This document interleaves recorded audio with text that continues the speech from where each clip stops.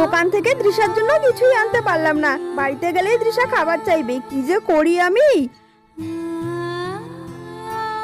তৃষা, মা আমার জন্য কি এনেছো? তোমার জন্য আজকে আমি কিছুই আনতে পারিনি সোনা। মা তুমি আমার জন্য কিছুই আনোনি? আমি কি খাবো তাহলে? আমার তো খুব খিদে পেয়েছে মা।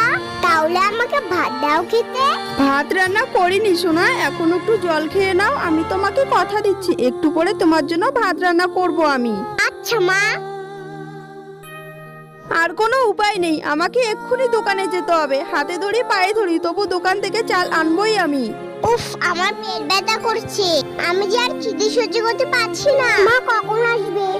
তৃষা, তোমাকে আর কষ্ট করতে হবে না, আমি দোকান থেকে চাল এনেছি, এবার রান্না করব। মা জানো আমার না খুব পেট ব্যথা করছে, আমি আর খিদে সহ্য করতে পারছি না। হ্যাঁ সোনা, আমি এক্ষুনি রান্না বসিয়ে দিচ্ছি, তুমি ঘরে যাও, আমি রান্না করে যাচ্ছি।